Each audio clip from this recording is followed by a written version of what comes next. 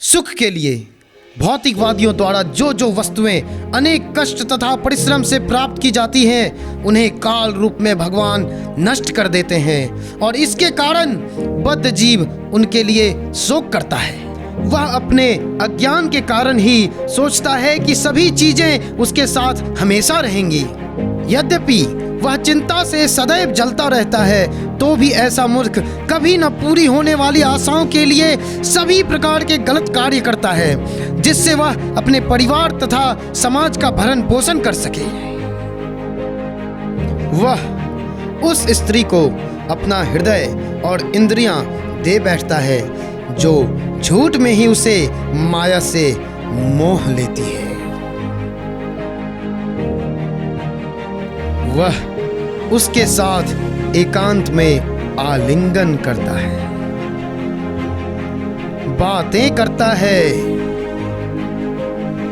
और अपने छोटे छोटे बच्चों के मीठे मीठे बोलों से मुग्ध होता रहता है।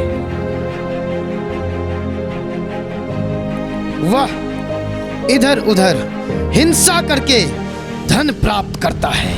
वह इसे अपने परिवार के भरण पोषण में लगाता है, किंतु खुद कम खाता है। इस प्रकार वह उन लोगों के लिए नरक जाता है जिनके लिए उसने गलत तरीके से धन कमाया था। उसे अपने पालन पोषण में असमर्थ देखकर उसकी पत्नी तथा अन्य लोग उसे पहले जैसा आदर नहीं करते। इस प्रकार वह घर का पालतू कुत्ता बनकर रह जाता है।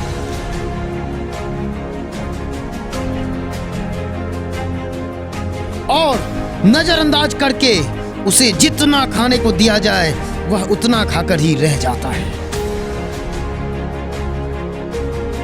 अल्सर, बवासीर, मंदाग्नि जैसे अनेक प्रकार की बीमारियों से ग्रस्त होकर वह केवल कुछ ग्रास भोजन करता है।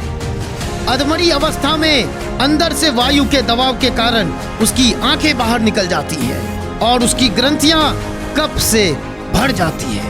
उसे सांस लेने में कठिनाई होती है और गले के अंदर से घुर घुर की आवाज निकलती है। इस प्रकार वह मृत्यु के पास में बंधकर लेट जाता है। विलाप करते उसके मित्र तथा संबंधी उसे घेर लेते हैं और बोलने की इच्छा करते हुए भी वह बोल नहीं पाता, क्योंकि वह काल के बस में होता है। इस प्रकार जो व्यक्ति इंद्रियों को वश में किए बिना परिवार के भरण पोषण में लगा रहता है, वह अपने रोते स्वजनों को देखता हुआ अत्यंत शोक में मरता है। वह अत्यंत दयनीय अवस्था में असहनीय पीड़ा के साथ और चेतना विहीन होकर मरता है।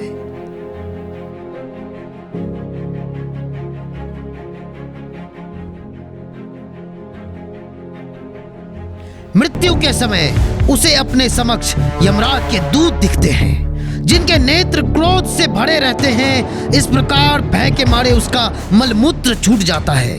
इंद्रिय तृप्ति में संलग्न अपराधी पुरुष यमदूतों के द्वारा बंदी बनाए जाते हैं। उसे मजबूत रस्सी से बांध दिया जाता है और उसे यातना शरीर पहनाकर कठोर से कठोर दंड दिया जाता है, पर वो मरता नहीं।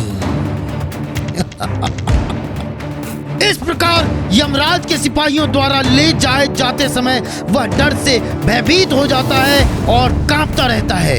रास्ते में जाते समय उसे कुत्ते काटते हैं और उसे अपने जीवन के पाप कर्म याद आते हैं। अपराधी को चिलचिलाती धूप में गर्म बालू के रास्ते से होकर जाना पड़ता है।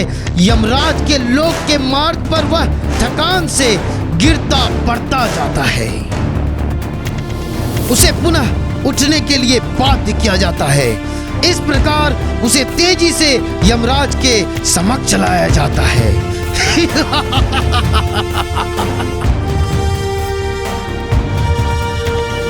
और इस प्रकार पापियों के विशेष पाप कर्म के अनुसार उन्हें विभिन्न नरकों में भेजा जाता है। जैसे कि जो व्यक्ति किसी दूसरे व्यक्ति की पत्नी, संतान तथा धन को भोगता है, उसे यमदूत तामिश्र एवं अंध तामिश्र में ले जाते हैं। यमदूत पापी पुरुषों को मारते हैं, पीटते हैं और कठोर से कठोर यातनाएं देते हैं, जिससे कि वह अपनी बुद्धि तथा दृष्टि दोनों खो बैठता है। जो व्यक्ति अपने आप को शरीर मान लेता है, शरीर तथा पत्नी और पुत्रों को पालने के लिए घोर परिश्रम करता है, जिसके लिए वह दूसरे जीवों को कष्ट देता है, उसे रौरव तथा महारौरव नाम के नरकों में फेंक दिया जाता है, जहां उसे रूरू नाम के जानवर पीड़ा देते हैं और उसका मांस खाते हैं। अरे तेरा घर में कल मछली होगा, आज चिकन।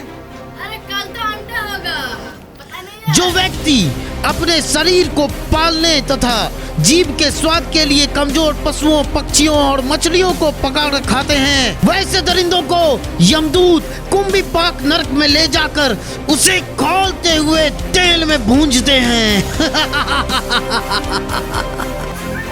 उसके गला में कंठी है।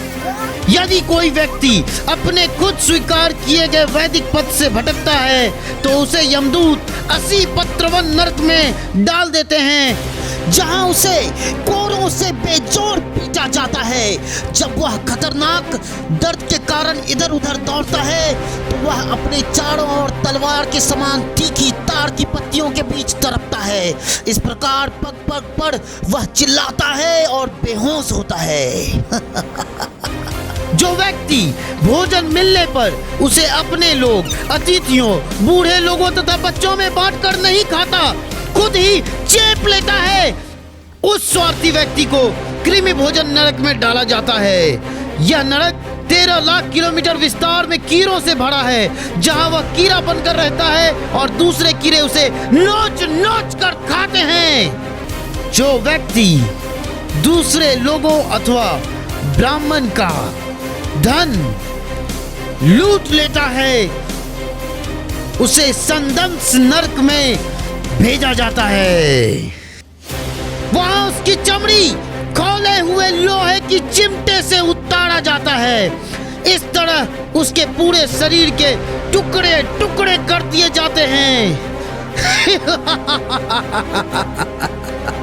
यदि कोई पुरुष या स्त्री विपरीत लिंग वाले अयोग्य सदस्य के साथ संभोग करता है तो उसे यमदूत तप्त सूर्मी नरक में ले जाकर सबसे पहले उसे कोड़े से पीटते हैं। पुरुष को तप्त लोहे की बनी स्त्री से और स्त्री को पुरुष प्रतिमा से आलिंगन कराया जाता है। जो व्यक्ति बिना किसी भेदभाव के किसी के साथ भी संभोग कर लेता है उसे मृत्यु के बाद वज्रकंटक सालमली नरक में लाया जाता है। यमदूत उस पापी को वज्र के समान कठोर कांटों वाले वृक्ष में लटकाकर ऊपर से नीचे घसीटते हैं, जिससे उसके शरीर के चीथड़े उड़ जाते हैं।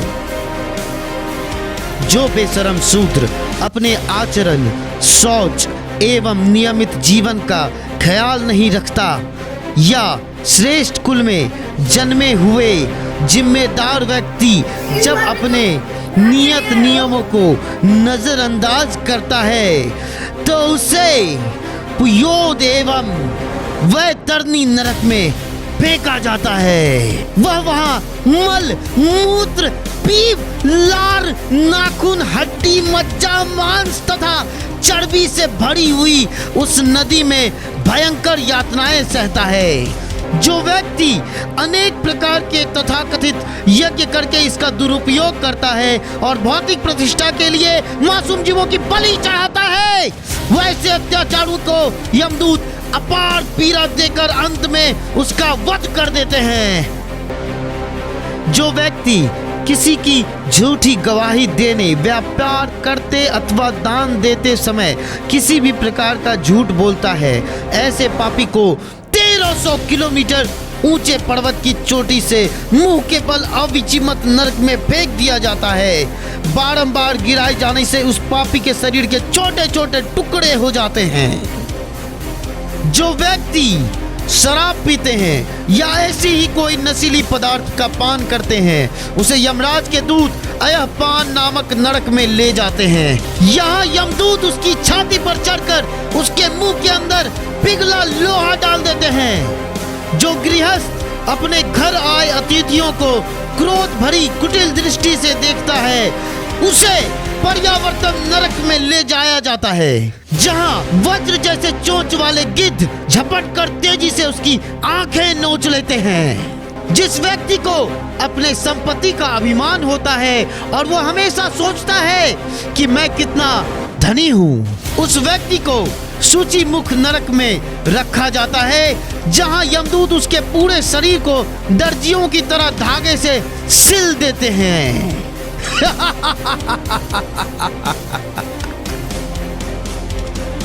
यमलोक में इसी प्रकार के सैकड़ों हजारों नरक हैं और जितने भी पापी हैं वे सभी अपने पाप फलों के अनुसार वैसे ही नरक में जाते हैं और सजा पाते हैं।